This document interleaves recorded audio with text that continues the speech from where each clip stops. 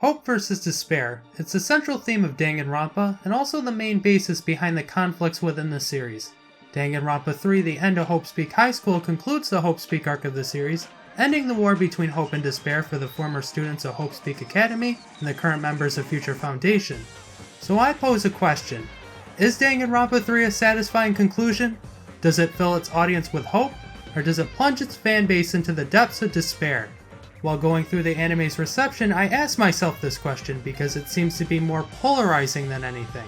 Some people are praising the anime for successfully concluding the Hope's Peak arc, while others fucking hate it.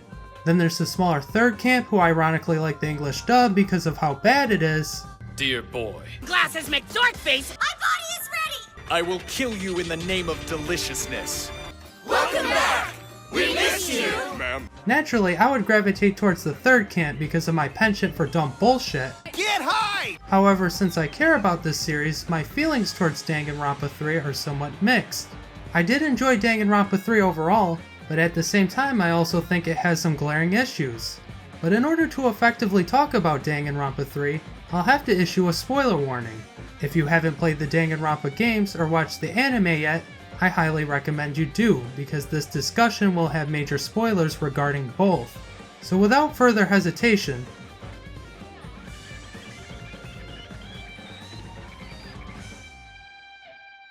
the way Danganronpa 3 is set up is very interesting. The anime is split into 3 separate sections: the Future Arc, the Despair Arc, and the Hope Arc.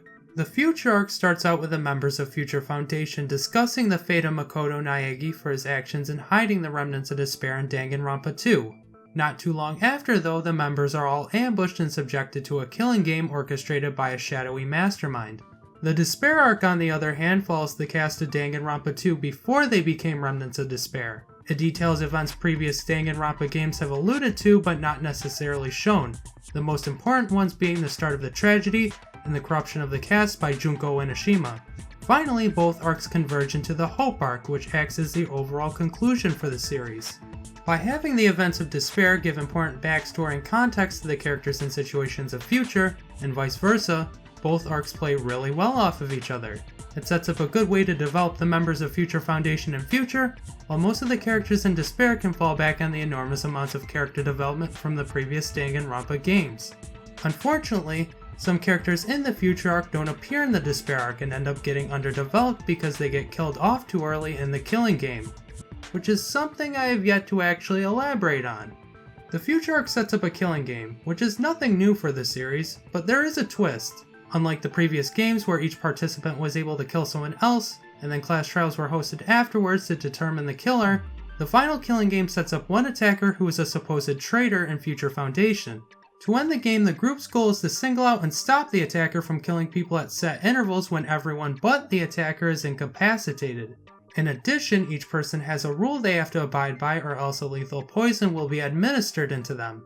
Having the rule caveat is a neat idea. It adds an extra layer of tension to an already stressful scenario. But I think some characters get it way harder than others. For example, Makoto's rule prevents him from running in the halls, while this asshole is not allowed to punch anyone. Those rules are fine. Now take Bandai's rule. He's not allowed to witness violence. In a game about killing each other, Bandai's rule is not to see anyone else fighting.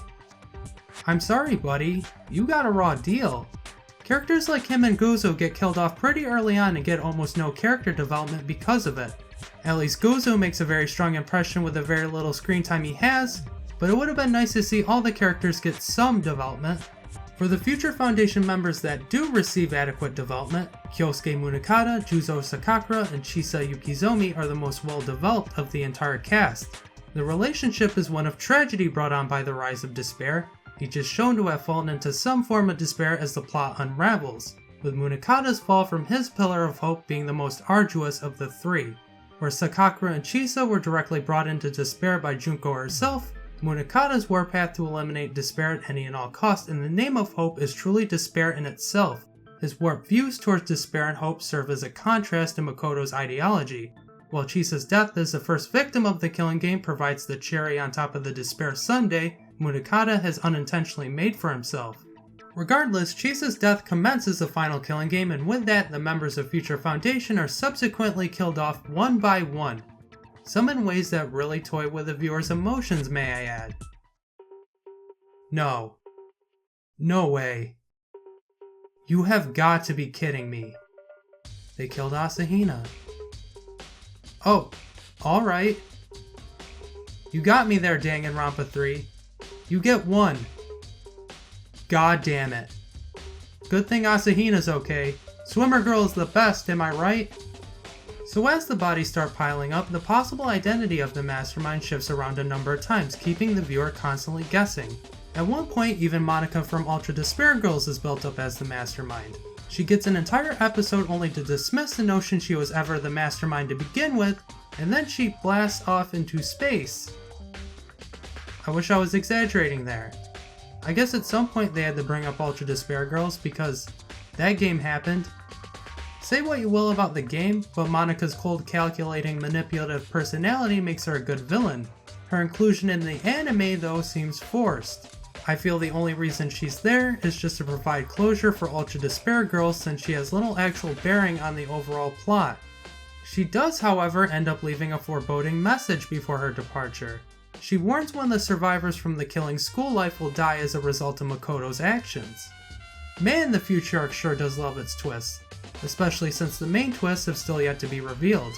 Although it's important I talk about the Despair arc first, since the events from there will tie into the end of Future, as well as the following Hope arc.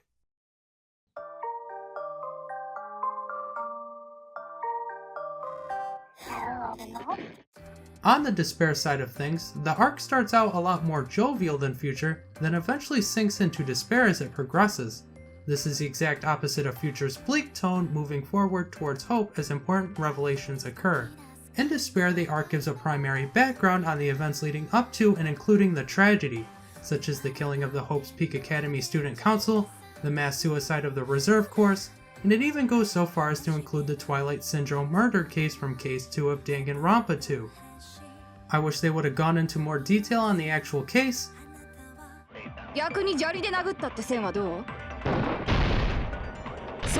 How exactly do you kill someone with a swimsuit filled with gravel? But that's just my personal opinion. Overall, I did prefer the Despair arc to the Future arc, mainly for it capturing the camaraderie between the cast of Danganronpa 2 so well. Seeing all my favorite characters play the copyright-safe versions of Super Smash Bros. And Mario Kart was just awesome because they are all represented perfectly. Ibuki is high-spirited, Gundam is eccentric, Nekomaru is robust, Nagito is, well, Nagito, and Chiaki is, of course, the best. I could honestly watch a regular slice-of-life anime starring the cast of Danganronpa 2. My only complaint regarding the cast is concerning Hajime and Chiaki's relationship. I kinda wish they spent a little bit more time together. It would have been nice to see them play video games with each other more than once. But the cast of Danganronpa 2 aren't the only ones that have major roles in Despair. Munakata, Sakakura, and Chisa of course show up here too, along with a couple of other familiar faces from Future. But the most notable new character here is the introverted Ryota Mitarai, the ultimate animator. Like his moniker suggests, Mitarai has an overwhelming passion for anime. His goal involves the creation of an anime that ultimately fills people with hope. Unbeknownst to him and the rest of the cast though, Despair is right around the corner with the arrival of the ultimate Despairs, Junko Enoshima and Mukuro Ikosaba. It doesn't take very long for Junko's plan for Despair to unfold, but it unfolds a bit too conveniently. Her plan seems to go off without a hitch, Hope's Peak going from 0 to fucked in a matter of a few episodes. It's understandable considering Despair has to share its runtime with another story arc, but the main way she throws the whole world into despair feels like a huge cut corner. Junko, the harbinger of despair herself, proving she has near superhuman analytical and charismatic abilities, uses Mitarai's talent to generate a despair video to brainwash the world into despair. Yes, it's stupid, but I found myself more disappointed in its precedence than mad about the concept. In a series where one character turns into a robot and another goes Super Saiyan, brainwashing doesn't seem too out of the ordinary. I think I got more upset at how Junko suddenly brainwashed an entire army of students off screen, and Sakakura, despite staring down the despair barrel of a fully loaded Junko Enoshima, decided to let her go only because she had the most trivial piece of blackmail on him.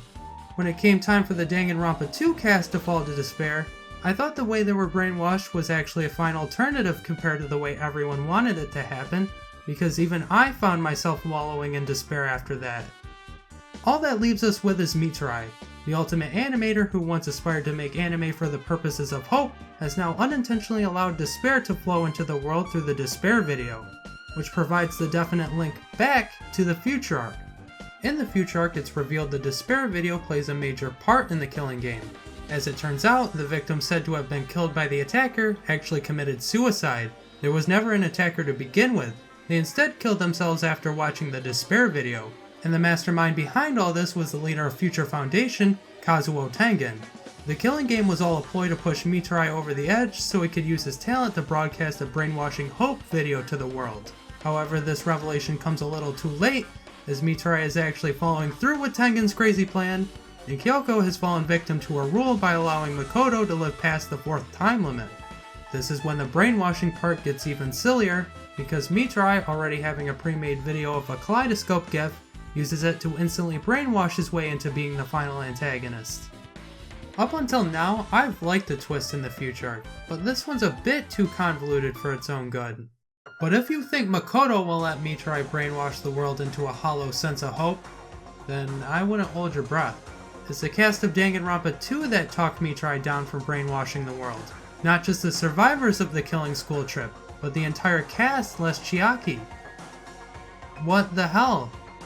Didn't Makoto say it was impossible to revive the victims of the killing game during the end of Danganronpa 2? Don't get me wrong, I'm happy to see the cast of Danganronpa 2 alive. Any reason to see Nekomaru and Gundam again I'll take.